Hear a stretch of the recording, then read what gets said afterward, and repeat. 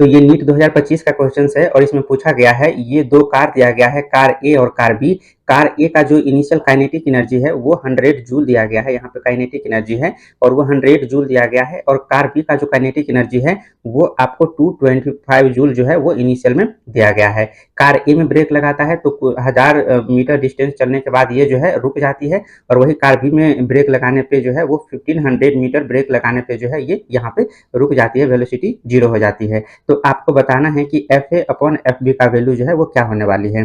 तो इसको हम दो तरीके से कर सकते हैं, काइनेमेटिक से भी कर सकते हैं, वर्क पावर एनर्जी से भी कर सकते हैं। तो मैं वर्क पावर एनर्जी से इस क्वेश्चन को सॉल्व करूंगा। तो वर्क पावर एनर्जी में एक थ्योरम होती है, के फाइनल यानी कि kinetic energy final minus kinetic energy, यहाँ पे मैं लिख देता हूँ kinetic energy initial is equal to W all, यानी कि डब्ल्यू टोटल के बराबर होता है, वर्क डन टोटल के बराबर होता है। हम कार ए के लिए बात कर रहे हैं तो काइनेटिक एनर्जी फाइनल जो है वेलोसिटी 0 हो गई, तो काइनेटिक एनर्जी फाइनल भी 0 हो जाएगी और काइनेटिक एनर्जी इनिशियल जो है वो 100 जूल यहाँ पे दिया गया है। वहीं बात कर ले डब्ल्यू टोटल यानी कि वर्क डन टोटल, तो वर्क डन टोटल क्या होता है, वर्क डन नॉर्मल फोर्स के बराबर, यानी कि normal force plus work done friction force plus work done जो होता है ये डिस्प्लेसमेंट के द्वारा जो होता है, ये सारा मिलकर के जो होता है टोटल वर्क डन होता है। ये सारे तो यहाँ पे 0 हो जाएंगे, फ्रिक्शन और नॉर्मल का वर्क डन, पर डिस्टेंस ट्रेवल है तो यहाँ पे डिस्टेंस का वर्क डन होगा। तो ये हो जाएगा माइनस 100 जूल, और वर्क डन यानी कि यहाँ पे होगा एफ ए इंटू, यानी कि F A dot D A होगा, आपने पढ़ा होगा डॉट प्रोडक्ट वाला जो फॉर्मूला होता है।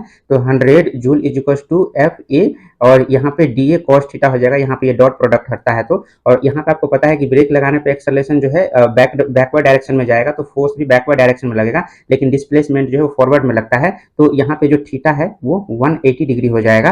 तो यहाँ पे एफ ए और डी ए और ये माइनस का हो जाएगा, क्योंकि कॉस 180 डिग्री माइनस में होता है, ये माइनस माइनस प्लस हो जाएगा। और F A is equal to जो होता है वो 100 अपॉन डी ए हो जाएगा, और डी ए का वैल्यू 1000 दिया गया है, तो 100 अपॉन 1000 जो है आपका एफ ए का वैल्यू हो जाएगा। और सिमिलर अगर एफ बी की बात कर ले, काइनेटिक एनर्जी अपॉन डिस्प्लेसमेंट हो जाएगा, तो काइनेटिक एनर्जी 225 दिया हुआ है और डिस्प्लेसमेंट जो है वो 1500 दिया गया है। और आपको निकालना है F A upon F B, तो एफ ए कितना हो गया 100 अपॉन 1000 दिया गया है, और वहीं पे अगर हम रेशियो में लेते हैं तो 1500 ऊपर में चला जाएगा और 225 जो है वो नीचे में आ जाएगा। 2 जीरो से 2 जीरो हटा देंगे, एक और जीरो आएगा ये वाले जीरो, तो एक जीरो से एक जीरो हटा देंगे, यहाँ पे 1000 दिया गया है, तो टोटल कितना हो जाएगा 150 अपॉन 225 हो जाएगा। 5 से कट करेंगे तो 30 यहाँ पे आएगा, और 5 4 और ये 5 आएगा, फिर 6 से कट, यानी कि 5 से कट करेंगे तो ये 6 में जाएगा और ये 9 में जाएगा, और ये फिर 3 से कट करेंगे तो 2 में, और ये 3 में जाएगा। तो F A upon F B का वैल्यू जो है वो 2 अपॉन 3 के